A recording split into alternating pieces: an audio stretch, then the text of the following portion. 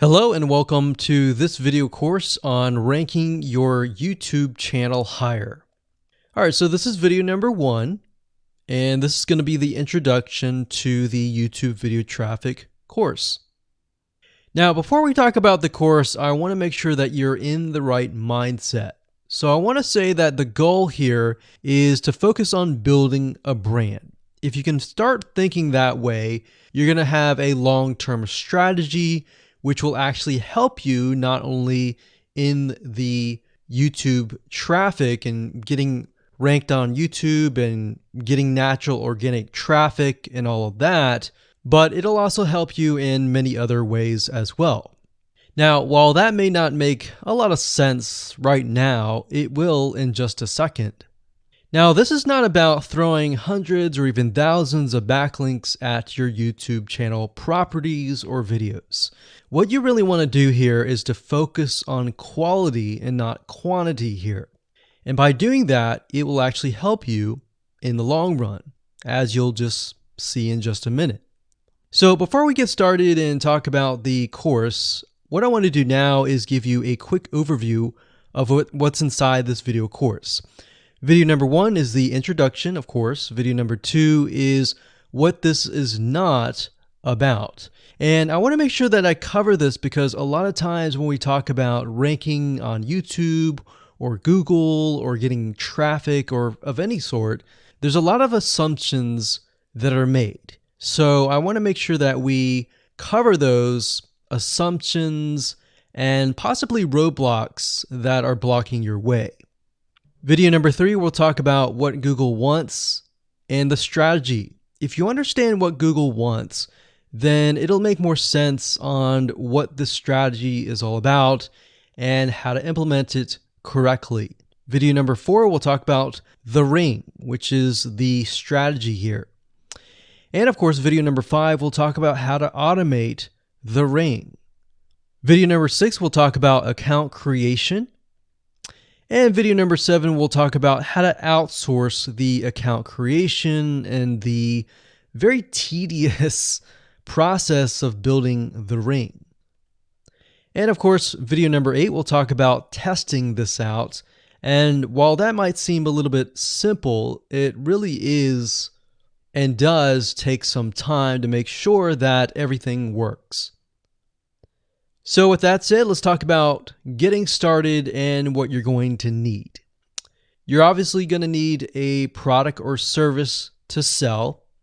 You're going to need to have a YouTube channel. You're going to definitely need to have money to outsource. If you do it yourself, it's going to take about a week or sometimes 2 weeks. But once it's set up and is good to go, then everything is automated. But at the end of the day, your time is valuable, so I recommend just outsourcing this process. But knowing how everything works and all of that will allow you to teach whoever you outsource this to, or you can pick and choose people that we will recommend that we have used personally to set things up for you as well. So with that said, let's move on to video number 2. Hello and welcome back. This is video number 2, and we're going to talk about what this is not. One of the biggest mistakes that we see a lot of people make is they assume that they know certain things, they know the strategy, they bring in what they already know and what they've seen work, and automatically assume that that is what the strategy is about. But by doing that, what ends up happening is we see that people set themselves up for failure. And we don't want that for you. We want you to be able to succeed as much as possible. So that's why I'm covering what this is not. All right. So to ensure that you're able to successfully implement this strategy, we want to discuss things that you do not want to do. So as I mentioned earlier in the previous video, this is not about throwing hundreds or even thousands of backlinks at your YouTube channel or at your properties. In fact, YouTube has become very, very smart in figuring out if you are actually gaming the system. So what we're trying to do here is think of a strategy that works long term. So you want to focus on quality and not quantity here. It's better to get a few backlinks that are of quality rather than getting thousands of backlinks that don't even relate to your content. And we're not talking about automated softwares either. So like I said, Google's very smart in figuring out how to detect fake backlinks or computer-generated backlinks. They're able to detect patterns.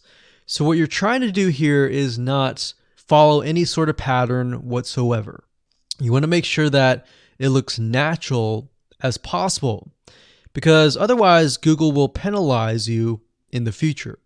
May not be this month, may not be this next year. It may be the 2 years later kind of thing, or it might be even this month. So what you really want to do is focus on a long-term strategy that is going to last. Now, obviously, we're not going to know exactly if the strategy is going to last or not, but part of the strategy is figuring out what Google wants and fulfilling that. Now, one secret to knowing whether a strategy will last or not is to ask yourself these questions. So this strategy, along with other strategies, you should ask this question over and over. Is this a shortcut? And does this seem spammy? And best of all, will this upset your visitors? So the people that are coming to your YouTube channel via google.com or any other site, is this going to upset them? Because if it does, then guess what? Google is not going to like what you're doing, because they care more about the people that go to Google or go to YouTube and type in a keyword. They care more about them because they are who they are catering to, essentially. So now that that is out of the way, let's discuss what Google wants, which is really the crucial step in understanding why the strategy will work. So now that you have an idea, don't upset the visitors. If it's spammy, if it's a shortcut, this is going to upset them, right? So what is it that Google wants in relation to this? Well, we'll talk about that in the next video. Hello and welcome back. This is video number 3, and this is all about what Google wants and the strategy. Now, we don't know exactly whether this is true or not, but based on the data that we have seen and based on the data that not only has worked for us, but for many others, is that Google likes brands. Now, it's not necessarily that they are particularly liking brands because brands make a lot of money or anything like that, but what we've realized are certain variables that make a brand stand out. So they don't exactly go out and tell people that they like brands, but based on the data that we've seen, we have seen brands rank better. So why is that? Why is it that Google seems to rank brands better? It's because brands last long term, and they oftentimes provide value. Remember, going back to what makes the visitors happy, it's the value that they are offering, right? At least the majority. So you'll notice that brands tend to have a really good following of fans that love their content. So why is that important? Well, their concern isn't really necessarily the brand, but giving people that are searching certain keywords on Google or YouTube, giving them what they want. Now, you'll notice that brands attract a consistent following as well. So Google likes it when they find that there's not only a good following, but a good engaging and good interaction. So their fans click and engage with their content more. And YouTube likes that. They love engagement. If you take a look at videos that rank really well, you'll notice commonality. And you'll notice that they have a lot of likes, they have a lot of comments. Essentially, they have engagement. And engagement is essentially the currency of YouTube. So whether somebody gets a bad comment or a good comment, a comment is a comment.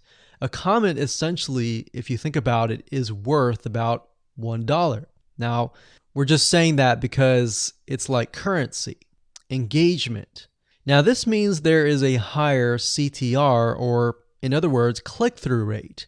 So if you have fans that really love a specific brand, they're most likely going to come back over and over again, right? So higher engagement is what Google likes to see. Higher engagement means that the fans really like the content. So this is based on the data that we have received and based on the data that we have observed. So the strategy here is to make sure that you look like a brand and you do backlinking like a brand. Make sense? So what does backlinking like a brand look like? Well, if you think about the visitors that are coming to that brand, they are looking at it, they're engaging with it, they're sharing it with their friends. Now, like I said earlier, there's no exact this is the way it is, but based on the data that we have gathered over the years and what we see what works and what hasn't, we can safely say that looking like a brand will be better for your YouTube channel. And of course, gathering a fan base and a good following that is interacting with your content is also key. Now, if you look at brands, they have many social properties besides YouTube channels. They've got Facebook.com, they have Twitter, they have Snapchat, and more. So it only makes sense for your brand to have the same properties in your brand name and interlinking to each other, right? So let's say, for example, that you upload a video to YouTube. Then it's going to make sense for you to post that same YouTube video or share it via Facebook, Twitter, Snapchat, and more. So essentially, we're interlinking them together. And that kind of brings us to this strategy, which is the ring. You're basically interlinking everything together. So like I said, for example, you post a video on YouTube, it needs to be pushed to Twitter, your Facebook fan page, and other social properties. And fortunately, because everything is going to be automated, once you do that, it will trigger and it will automate the whole process. So it makes sense because your fans will be located at these different social properties. So some people will be at Facebook, some people will prefer Twitter, and some people will prefer maybe Snapchat or Instagram and other social properties. But if you think about it, it sounds very time consuming and tedious, right? And yes, it is, but once everything is set up, it will actually make your life a lot easier. But like I said, don't worry, we're going to show you how to speed things up with a few dollars. So with that said, let's move on to video number 4. Hello and welcome back. This is video number 4. And we're going to talk about the ring, which is the strategy. So in the previous video, we discussed why having different social media properties interlinked together can help Google see you as a brand who is sharing your content to your audience. In other words, these aren't just random backlinks, but links from big sites that are branded towards your company. And this is why this is super targeted and is much more powerful than a simple backlink. Make sense? So now let's take a look at what this looks like in real life. So let's head on over to our nifty mind mapping software. I'm going to map things out so that you're going to be able to visually see how it all works. Okay, so to better understand how this works, we're going to map things out. Now, before we map things out, I want to start with some basics, and let's just pull this out here.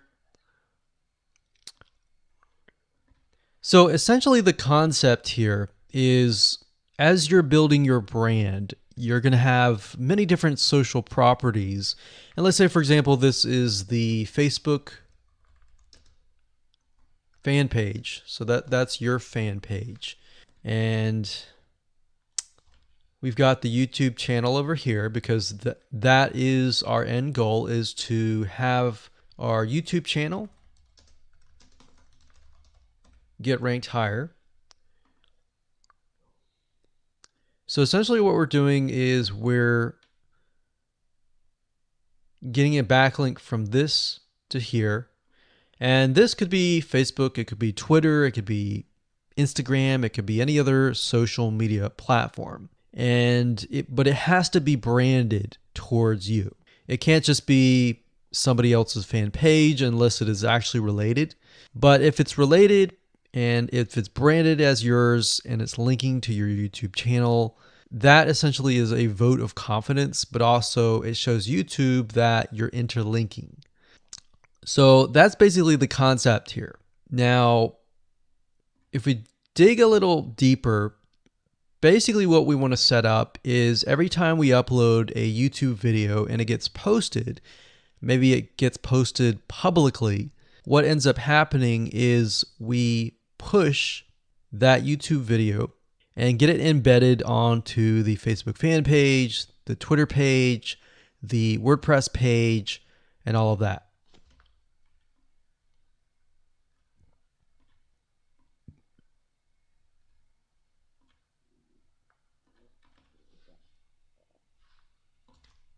So we'll put Twitter.